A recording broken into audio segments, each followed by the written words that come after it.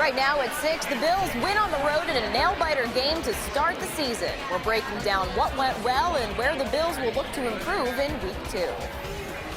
Never a doubt for the Buffalo Bills. Come on now. Hey, pretty nice weather out there as well. Feels like a football Sunday, and the radar is clear if you want to head out celebrating this evening. I'll let you know about a warm-up heading our way later this week, coming up in your forewarned forecast. And Buffalo police are investigating a deadly shooting. Details of the crime and what police say happened nearby. News 4 at 6 starts now. You're watching News 4, your local news leader.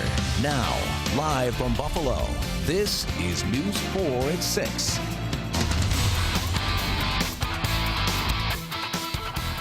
The Buffalo football fans are celebrating tonight's first win of the season in Game 1 against the Jets. We have team coverage with both highlights and reaction from the Bills' comeback. We'll hear from Josh Reed and Marley Tuskus, but first, we begin with News 4's Nick Filipowski, who has a recap of the game. Nick? Yeah, Erica, a week ago, Bills GM Brandon Beane stood in front of the media and said, quote, "We want our offense to win some more games for us and not have to put too much on the defense." Now, it might have taken a little longer than expected in the season opener, but guess what? The offense, they found a way to rally on the road. And when I mean say things didn't start well for Josh Allen in the offense, I absolutely mean it. First drive of the season, the Jets get some pressure, Allen fumbles, one of 4 turnovers in the first half, which also included a pick 6, but thanks to the defense, the Bills only trailed 6-0 at the break. Shaq Lawson, hustle play right here. This will get you a nice new contract. One of 4 first-half sacks for the Bills D. Strong start to the year for that group. Let's go ahead, fast forward to the fourth quarter, down 16-3. Josh Allen says, "Give me the keys, we're going for a drive." Caps off an 8-play, 85-yard effort by running in for the 3-yard score. And then after the Jets punt, Allen showing off that beautiful franchise-altering cannon that he has on his arm. Hooks up with John Brown for the game-winning score. 17-16 your final. What a way to start the regular season. Sports director Josh Reed, he had a front row seat to the comeback, and joins us live from MetLife. Well, the narrative after the first 3 quarters was much different than it ended up being after the game was over. There were plenty of stains all over Josh Allen's stat sheet in those first 3 quarters, including those 4 turnovers. But at the end of the day, when everything was on the line, the game was on the line, and it was crunch time, he came through in the clutch. Those 2 fourth-quarter touchdown drives, including the game-winning touchdown pass to John Brown. After the game, we had a chance to hear from head coach Sean McDermott. You know what? At the end of the day, I'm not sure Josh Allen could have pulled this off last season. You know, Josh keeping his poise. I thought the coaches did a really good job of keeping their poise, understanding the situation we were in, and then the players executed at a real high level. And you know, early in the game, we shot ourselves in the foot with a couple costly penalties that took us out of points, and then the ball turning the ball over 4 times in the first half. So, but a lot to learn, a lot of work yet to do. We sat in the locker room thinking this is the worst that it could have gone, and we're sitting there down 6 points. So we understood that we still have a shot in this game. Like, nothing's going to be too crazy to overcome. We're down 1 score. When they got up to 16, we were down 2 scores. So that's kind of the process that we had. Everybody kind of stayed cool and calm. We got some real football players, some real professional football players on this team on the sideline that just kind of kept everything cool. If you think about it, it's like a train. You got to oil that train up. You got to start that engine. If it's a diesel truck, you got to start off slow, and then that thing opens up, and you're gone. And that's exactly what happened. You start off, just keep turning, keep turning, keep turning. If you're making a mac and cheese, stir that mac and cheese up, stir that mac and cheese up, and eventually the mac and cheese is going to be nice, wet, juicy.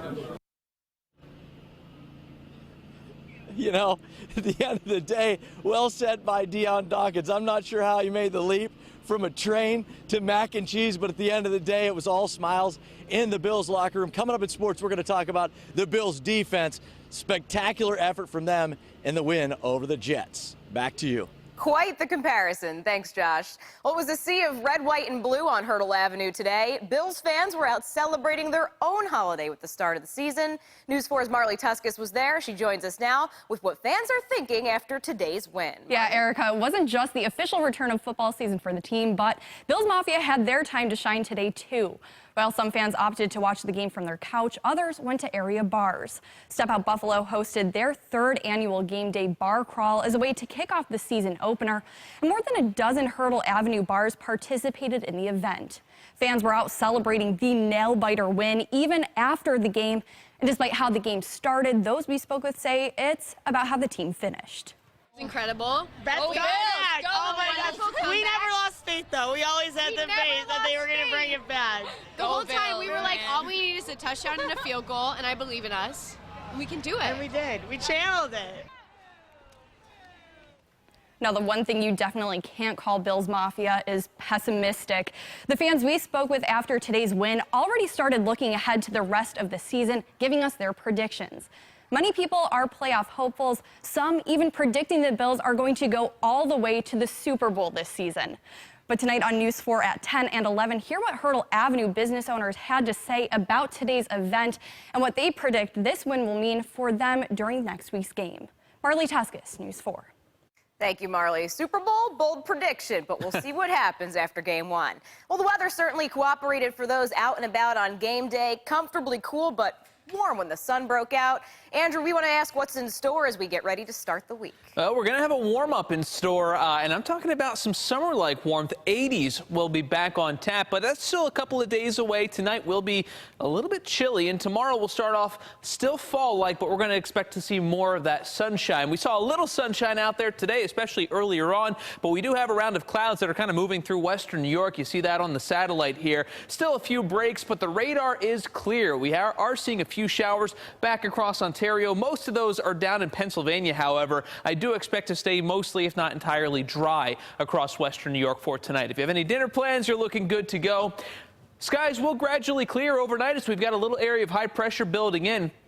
Waking up tomorrow morning, I do think we'll still have some areas of clouds and some fog in the valleys first thing because of how cool it is, maybe even some clouds off of the lake. But ultimately, sunshine will win out. It's going to be a bright and pleasant Monday out there. Not too warm yet, but the sunshine will make it feel pretty warm out there. Temperatures outside only managing the 60s as expected across western New York. Again, when you find some of that sunshine, it feels a bit warmer, but it was a cool football Sunday in some areas actually in the 50s at this point. Slight breeze out of the north, and as we start to see those skies clearing overnight, temperatures dropping a little bit lower. Many of us actually getting into the 40s tonight, so a little chill in the air tomorrow morning, but it will be a very pleasant afternoon with mostly sunshine. That's how we start off your week.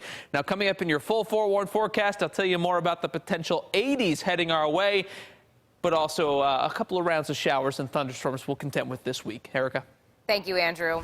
The Buffalo police are trying to figure out what led up to a deadly shooting on Buffalo's east side. This happened near Brown and Madison Streets around 11:45 last night. Police say they found the man dead in a field there. His name has not been released. Now, police are also looking into a party they say happened in the area around that time. If you have any information about this case, you're asked to call Buffalo Police's confidential tip line. 3 men are arrested in connection to a stabbing at Saturday's South Buffalo Irish Festival. Police say one man was stabbed during a fight at Cazenovia Park around 7:30 last night. The victim was taken to ECMC and is expected to recover. All 3 men were charged with assault. That incident is still under investigation. And a 24-year-old man was arrested after he was found with a missing juvenile girl at the Peach Festival last night. Lewiston police say Connor Landry of Canada was found in Academy Park with the girl around 9:30. Investigators say they might have met online. Landry is charged with a criminal sex act and is being held at the Niagara County Jail. Local leaders are continuing to share their thoughts on the speed limit of the Scajaquada Expressway after a former Erie County politician rehashed the years-old debate. Governor Cuomo lowered the speed limit of the 198 from 50 miles per hour to 30 following a crash that killed a little boy in Delaware Park in 2015. Former Erie County Executive Joel Giambra recently started a petition saying the slow-go on the expressway is, quote, maddening to drivers. Common Council member Rich Fontana says speeding wasn't the reason for the crash. The driver had suffered a narcoleptic episode, and the park didn't have guardrails. People did not want guardrails near the park. They thought they were ugly. But you really needed guardrails at the time, and guardrails was the reason why the accident was so horrific, the lack thereof. So now that they've installed the guardrails, I think the speed could be safer, maybe a 35 through the park area, and maybe 45 or 50 in other areas as well. The state has since decided on a stalled plan to turn the expressway into a boulevard. Giambra's petition has about 8,600 signatures so far. The volunteer firefighters are collecting money for a worthy cause. We'll show you their efforts and explain how you can still get involved. And Latino veterans and their families laced up their running shoes for a good cause this morning. We'll take a look at the special run and hear the greater meaning behind this event. You're watching News 4 at 6 with Erica Brecker and meteorologist Andrew Baglini.